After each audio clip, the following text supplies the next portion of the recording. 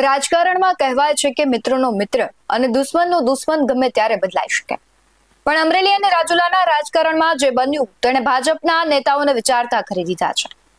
જે નવનીત બાલદિયાને ન્યાય અપાવવા માટે ભાજપના દિગ્ગજ નેતા હીરા સોલંકીએ પોતાની જ સરકાર સામે મોરચો માંડ્યો હતો, જેમના માટે ધારાસભ્યોની ફૂજ ઉતરી હતી. એ જ નવનીત બાલદિયાએ આજે કોંગ્રેસનું ખેસ પહેરીને ગંભીર આક્ષેપો કર્યા છે અને આક્ષેપ કરતા કહ્યું છે કે હું ભાજપના ત્રાસથી કંટાળીને કોંગ્રેસમાં આવ્યો છું. નમસ્કાર, ગુજરાત BS9 TV ન્યૂઝમાં આપની સાથે હું છું ભગવતી વિશાવડિયા.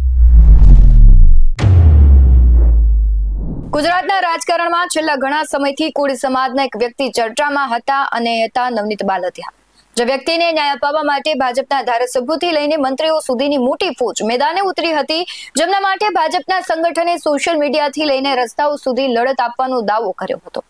એ જ નવનીત બાલદિયાએ અચાનક કેસરીઓ ત્યાગીને કોંગ્રેસનો પંજો કેમ પકડી લીધો? ગુજરાત કોંગ્રેસ પ્રદેશ અધ્યક્ષ અમિત ચાવડાની હાજરીમાં નવનીત બાલદિયાનું કોંગ્રેસમાં સ્વાગત કરવામાં આવ્યું અને આ માત્ર એક સામાન્ય પક્ષ પલટો નથી, પણ ભાજપના ગાલ પર એક જોરદાર રાજકીય તમાચો છે. નવનીત બાલદિયા એ વ્યક્તિ છે જેમના મુદ્દે આખું ગુજરાત ગાજતું હતું. તેમને અન્યાય થયો, તેમની લડત લાંબી ચાલી અને ભાજપના દિગ્ગજ નેતાઓએ દાવો પણ કર્યો હતો કે તેઓ નવનીતની સાથે છે.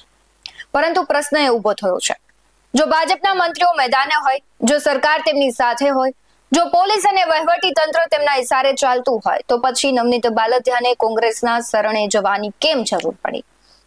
મંત્રીઓની હાજરી હોવા છતાં નવનીત બાલદિયાને સિસ્ટમ સામે કેમ હારવું પડ્યું? અમિત ચાવડાએ જે રીતે ખેસ પહેરાવ્યો, શું એ સાબિત કરે છે કે કોંગ્રેસ હવે અન્યાયના મુદ્દાને હથિયાર બનાવી રહી છે?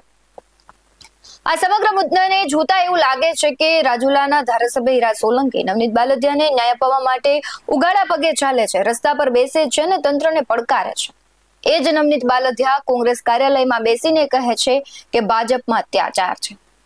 આ બે દ્રશ્યો વચ્ચેનો જે તફાવત છે એ ગુજરાતના રાજકારણની નવી દિશા નક્કી કરી રહ્યું છે.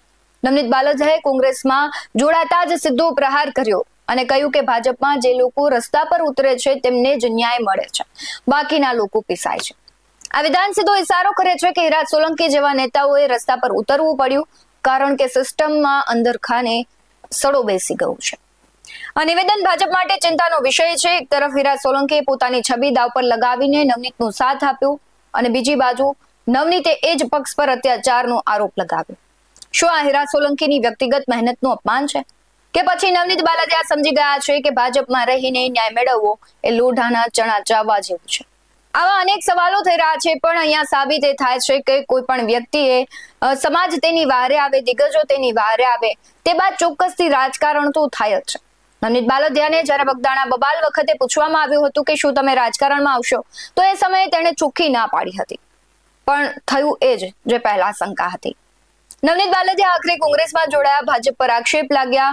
ભાજપના કોળી સમાજના દિગ્ગજોનું હવે શું? કારણ કે સમાજમાં હવે બે ફાંટા થઈ ગયા હોય તેવી પરિસ્થિતિનું નિર્માણ થયું છે. એક બાજુ કોળી સમાજના દિગ્ગજ નેતાઓ, તો બીજી તરફ નવનીત બાલદિયા. હવે એ જોવાનું રહેશે કે સમાજ કોને પસંદ કરશે.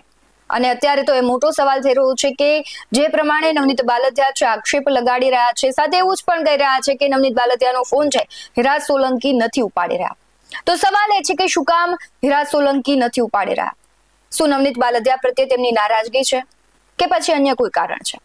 નવનીત બાલદિયાને લઈને તમારું શું માનવું છે? કોળી સમાજના દિગ્ગજોને લઈને તમારું શું માનવું છે?